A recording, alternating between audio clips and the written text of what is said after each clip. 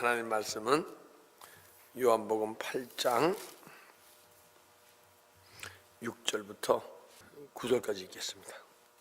저희가 이렇게 말하면 고소할 조건을 얻고자 하여 예수를 시험함이러라. 예수께서 몸을 굽히사 손가락으로 땅에 쓰시니 그들이 묻기를 아니하니라.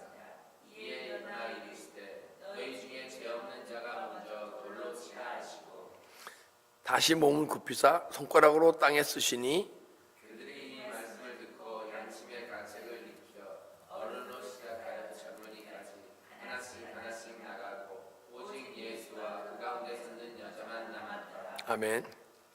자, 바리새인과 서기관들은 육의 말을 해요, 영의 말을 해요? 육의 말을 해. 그러면 그 바리새인과 서기관들이 육의 말로 물어볼 때 예수님은 뭐로 대답하세요? 영으로 대답하셔. 절대 육으로 대답하는 경우가 없어요. 그러니까 저희가 이렇게 말하면 고소할 조건을 얻고자 하여 예수를 시험함 이러라. 이렇게 말하면 가늠한 여인인데 율법에서는 모세의 율법으로는 돌로 쳐 죽여야 돼요. 그러면 돌로 쳐 죽이면 어느 법에 어긋나죠? 로마법에 어긋나죠. 그리고 하나님 나라 법에 어긋나고.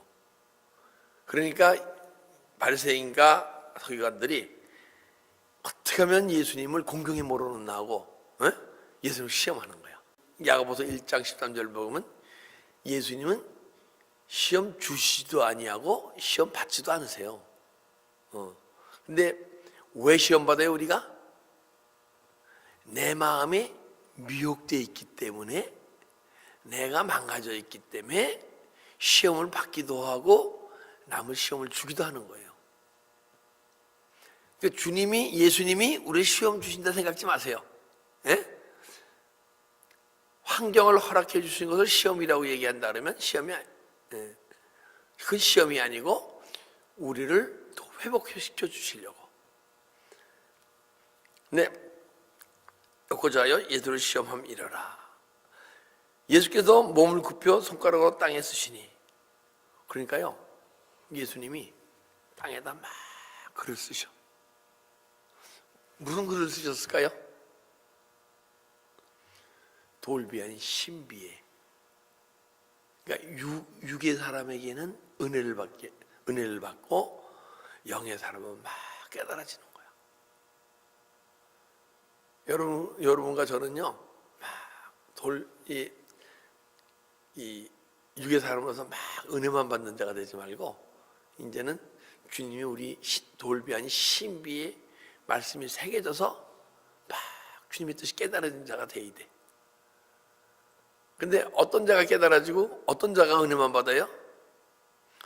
겉사람, 육체로 사는 자는 은혜를 막 받고, 그리고 우리 겉사람이 죽고 속사람이 부활된 자, 육체의 속성이 죽고 영혼이 부활된 자는요, 하나님 말씀이 돌 신비에 새겨지게 되면, 주님 말씀이 들어오시게 되면 막 신비에 새겨지는 게 뭐라 했어요? 깨달음. 막 깨달아지는 거야.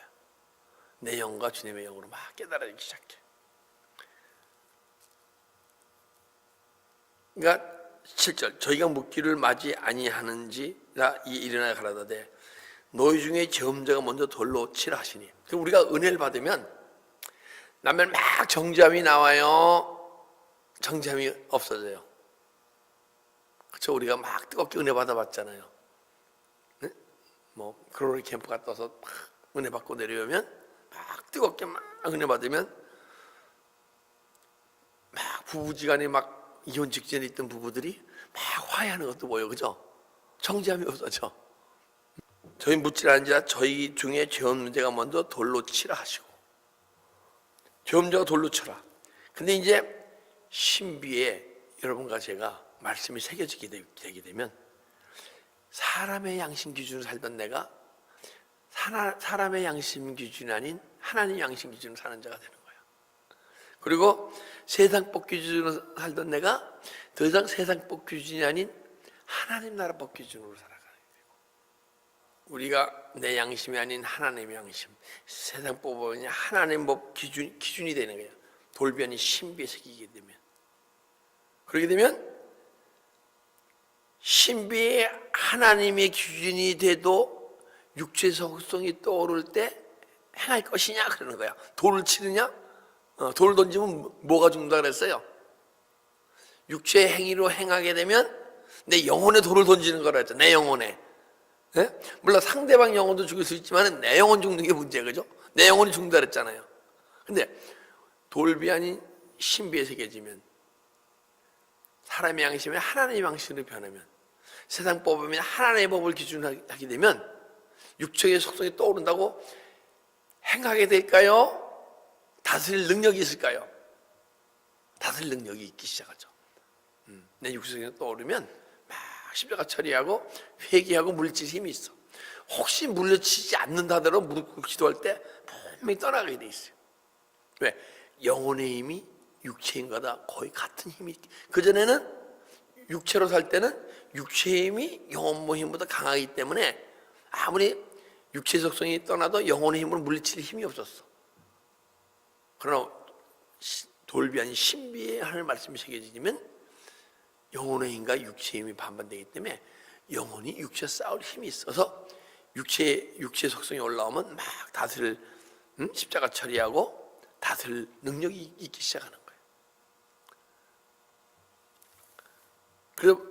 그래서 이제 육체의 속성 떠오르는 것을 만약에 행하지 않고 막 다스리고 십자가 처리해서 떠나가게 되면, 그럼 삶 속에서 우리 삶 속에서 계속 육의 속성이 올라옵니까? 안 올라옵니까? 올라오잖아요, 그죠? 그러면 올라올 때마다 막 처리하게 되면 8절 다시 몸을 굽히사 손가락으로 땅에 쓰시니, 신비에 새겨진 말씀이요 다시 또 쓰시는 거야. 그러면요 새로운 주님의 말씀이 계속 깨달아져야 돼. 더 깊이 진리의 말씀이 깨달아지고 생명의 말씀이 깨달아지고. 근데 그때부터 돌비 아닌 신비의 말씀이 깨달았을 때, 육의 생각이 떠오를 때, 육체의 속성이 떠오를 때 영혼의 힘으로 십자가 처리에 물리치고, 영의 생각이 떠오르면 영혼의 생각을 행하게 되면 그게 뭐예요? 순종의 삶 아니에요, 그죠? 그러게 되면 삶이 막 사라질 때 새로운 깨달음이 계속 올라오게 돼 있어요. 돌이켜서 삶이 사라지지 않으면 새로운 깨달음이 안 올라와. 어떤 분이 그러시더라고요. 우리 회개를 하는데 입술로 막 고백을 하고 회개는 후회고, 하나님 앞에서 후회한단 말이에요. 그리고 사물대로 키우는 게 회개래. 그게 맞는 것 같아요. 좀 하나님 성경적으로는 틀리지만은 뭐냐면 아무리 회개하고 사물 안 돌이키지 않으면 다시 영적 상태로 돌아가니까 영적으로 후회한 것밖에 안 된다. 그러나 입술로 고백하고 삶을 돌이키게 되면 그것이 진정한 회개다. 맞아요. 그건 진정한 회개야. 첫 번째 것이 후회인지 회개인지 모르겠지만은 삶을 돌이키게 되면 그게 진정한 회개야. 그래서 계속 삶을 돌이키게 되면 삶을 돌이킬 때마다 계속 새로운 깨달음이 나오게 돼 있어요. 그래서 다시 몸을 굽히사 손가락으로 땅에 쓰시니, 그러면 그럴수록 말씀의 깊이에 점점 들어가는 거예요.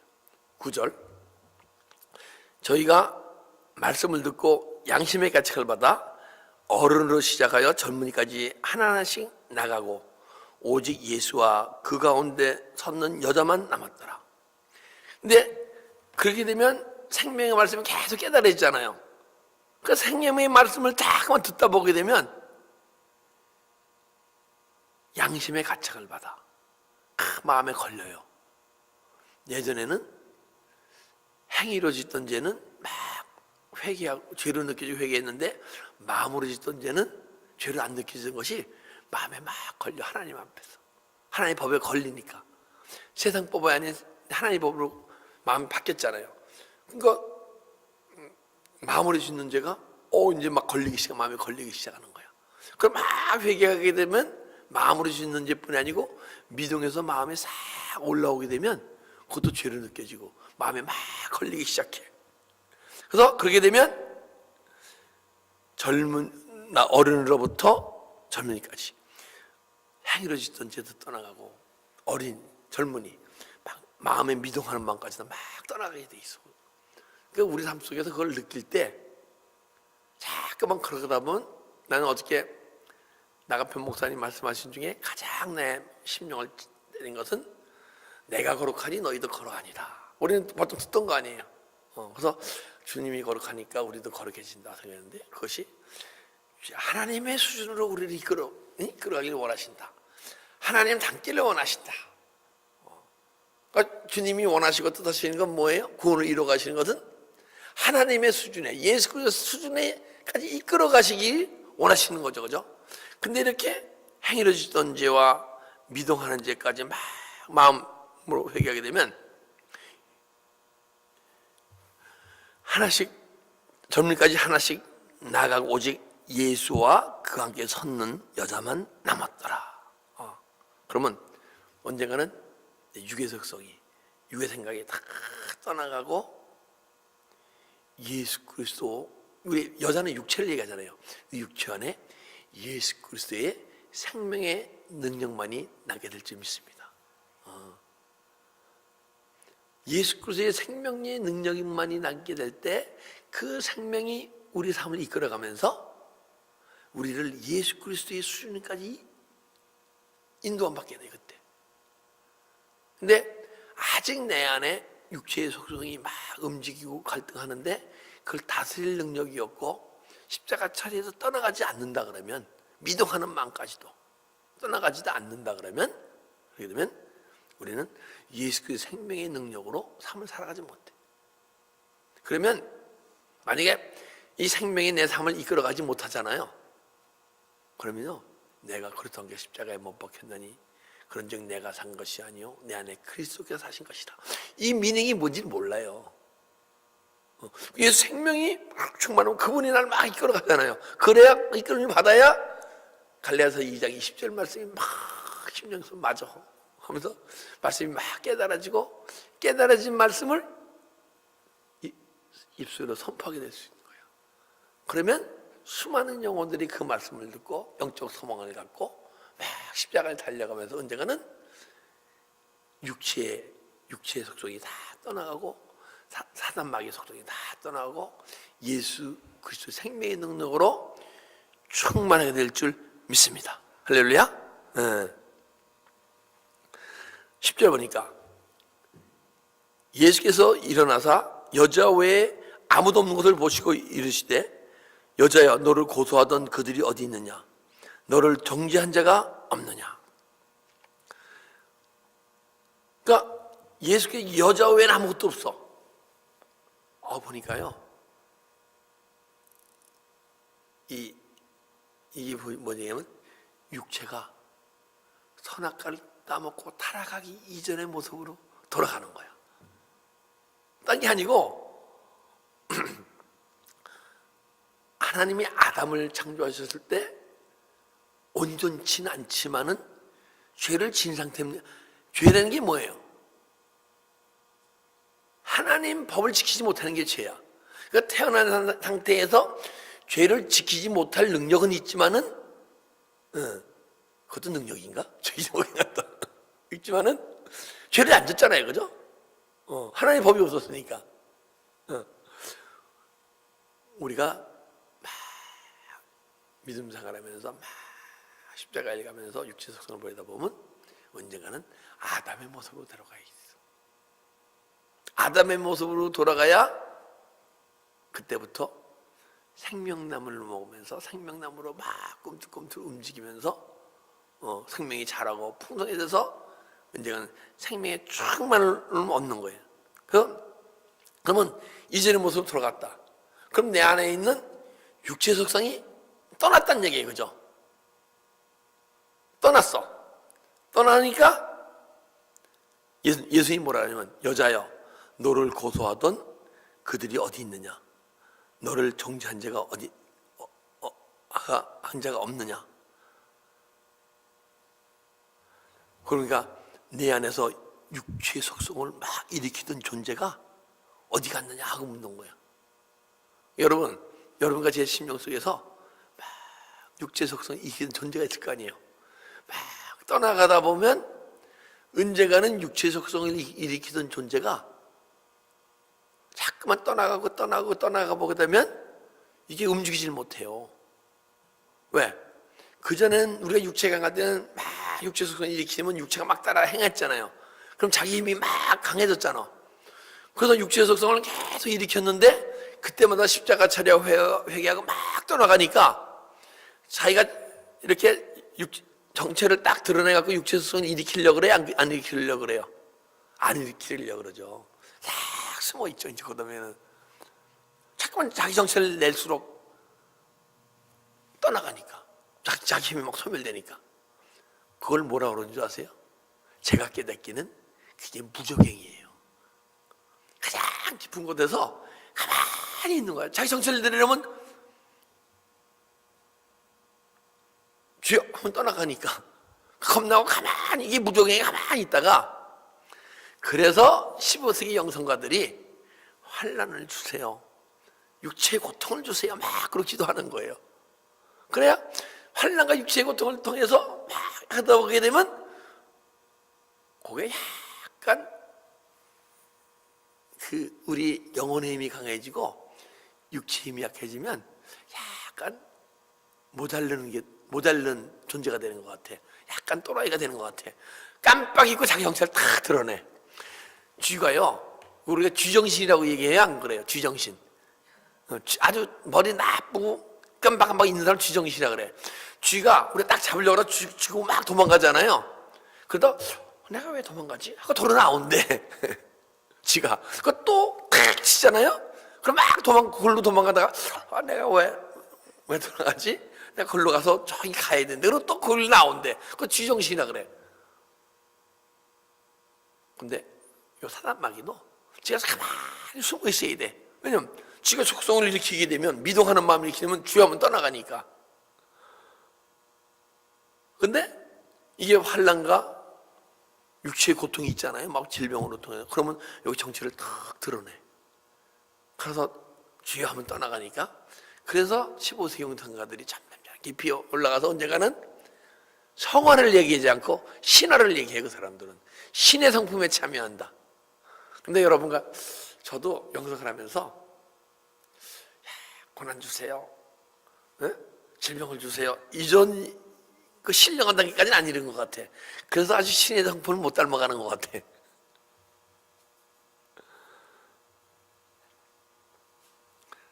근데 나도 이런 소리 좀 들었으면 좋겠어. 네 속에서 육체의 속성을 일으키던 존재가 도대체 어디 갔느냐 지냐나? 하고 주님이 물어봤으면 좋겠어. 11절 대답하여 주여 없나이다. 예수께서 가라사대 나도 너를 정죄하지 아니하노니 가서 다시는 죄를 범치 말라. 대답하여 그러되 주여 없나이다. 이게 이제 그 가늠한 여인이 얘기하는 거야. 모두 떠나갔습니다. 근데요, 여러분과 내 안에서 그 존재가 떠나가잖아요. 의인염난이 하나도 없으니까 얼만큼 떠나갔냐? 내 육체를 움직이지 못할 만큼 힘이 없는 거야. 다 떠나간 거야. 있기야 있겠지. 근데 그 존재는 내 육체를 움직일 힘이 없을 만큼 다 떠나갔다는 거야. 그러니 나도 정죄하지 아니하노니 가서 다시는 죄를 범치 마라. 나도 정죄하지 않는다. 그 예수님보다 정죄가 없어요. 정죄가 뭐라 그랬어요? 아픔과 고통. 남을 판단하고 정죄하는 것도 정죄지만은 내가 아픔과 고통, 힘듦이 있는 거야. 삶 속에서 환경이 망가지고 힘들면 아프고 힘들고, 그것이 나도 너를 정죄하지 않으니 너는 앞으로 이제 삶 속에서 아픔과 고통이 없을 거야. 그리고 혈기도 떠날 것이고 걱정도 떠날 것이고 이런 얘기야. 그럼 그게 뭐예요? 그리스도의 은혜와 평강이 너에게 있을지어다. 할렐루야. 그러면 예수 그리스도의 평강이 다 임해요. 근데 이 평강이 임해야, 평강이라는 건 어떤 환경 속에서도 내 마음이 요동치 않고 움직이지 않는 걸 평강이라 그래, 그죠? 근데 내가 편해네. 근데 환경이 막 망가져서 내 마음이 불안해지면 그게 평강이 아니에요. 아니야. 그러니까 세상이 편안한가? 틀린 거야. 예수 안에서 평강은 어떤 환경 속에서도 내 마음이 요동치 않고 깨지지 않아요. 그건 나도 너를 정죄하지 않으라. 그리고 내가 그런 마음이 있잖아요. 그럼 남을 정죄하지 않게 돼 있어. 내가 남을 정죄한다는 얘기는 내가 아직 주님으로부터 정죄함을 받고 있는 존재이기 때문에 남을 정죄하는 거예요. 그러면 내가 남을 정죄하고 있다는 얘기는 뭐예요? 내가 하나님의 법에서 어긋난 삶을 살고 있다는 얘기야. 나도 정죄하는 자와 같이 그런 삶을 살고 있는 존재예요. 잘 이해가 가십니까? 자, 내가 남을 정죄하는 자는 내가 정죄함 받을 자라니까 나 똑같이. 전 도토리 키재기라 이거죠. 그러니까 둘이 삿밧줄 잡고 막 싸울 정도의 영적 수준이니까 비슷하니까 남을 정죄한단 말이에요. 나를 정죄하게 되면 나도 정죄함 받을 수밖에 없는 존재이기 때문에 남을 정죄한단 말이에요. 그래서 정죄하지 아니하노니, 정죄하지 말라는, 그 정죄함이 없어지잖아요. 남의 어떤 못난 모습, 남 피해주는 사람에게 뭐에게 판단 정죄를 안 하잖아요. 그 가운데 그리스도 은혜의 평강이 있잖아요. 가서 다시는 죄를 범치 말라 하시느라. 그때부터 모든 내 안에 있는 죄성이나 육체 속성 모든 것을 다스릴 수 있는 존재가 될 수 있을 줄 믿습니다. 그러니까 내 마음의 영적 질병인 간음하는 마음이 떠나니까 물질과 간음하고 욕망과 간음하고 권력과 간음하고 자녀와 간음한, 간음이 뭐예요? 주님보다 더 사랑하는 게 간음이죠. 그러니까 자식과 무슨 간음을 합니까? 자식 때문에 내가 마음이 아프고 고통스러우면 그것이 자식을 주님보다 더 사랑하는 거야. 그런 걸 간음이라고 얘기하는 거야. 그래서 다시는 죄를 범치 마라. 예수님이 자신은 죄를 범치 말라 하셨어요. 그죠? 그러면 죄를 다스릴 능력이 있다는 겁니까? 없다는 겁니까? 있죠. 그죠? 38년 된 중풍병자를 치유하시고 더 심한 것이 생기지 않게 죄를 범치 마라 하잖아요. 우리 육신의 질병이 떠나가잖아요. 육신의 질병을 떠나간다는 얘기는 육신의 질병을 일으키던 존재가 떠나감으로써 여러분과 제가 죄인 돼서 죄성이 올라오되 죄를 다스리게 될 줄 믿습니다. 가인에게도 그랬어요. 너 죄의 소원이 있으나 죄성이 떠올 것이다. 죄를 다스려라. 우리는 가인보다 얼마나 복되고 축복받는 자입니까? 그죠? 예수 생명이시면 내 안에 들어와 계신데. 그래서 우리가 영적 소망으로 달려가는 첫째 믿음의 목표가, 첫째, 죄인이로되 죄성이 떠올라오되 죄를 예수 그리스도 생명의 능력으로 다스린다 되기를 주님의 이름으로 축복합니다. 기도드리겠습니다. 아버지 감사합니다. 이 시간 주님께서 우리에게 간음한 여인의 모습을 보고 내 안에 간음한 세상과 간음하고 물질과 간음하고 권력과 간음하는 내 자신을 보고 나의 자신을 주님께 바침으로써 간음하는 마음을 언젠가는 내 마음에 그 간음의 마음을 일으키던 존재가 알아지게 하시고 그를 십자가 차려고 회개하면서 떠나갈 때 언젠가는 내 안에 예수 그리스도의 은혜와 평강이 임하고 그렇게 되면 남을 정죄하지 않는 존재가 되고 주님으로부터 정죄받지 않고 또한 주님께서 더 이상 죄를 짓지 말라 한 그 말씀의 능력이 우리 안에서 나타나 죄를 다스리고 육체의 속성을 다스리는 존재가 될 수 있도록 우리를 축복하고 인도하여 주시옵소서.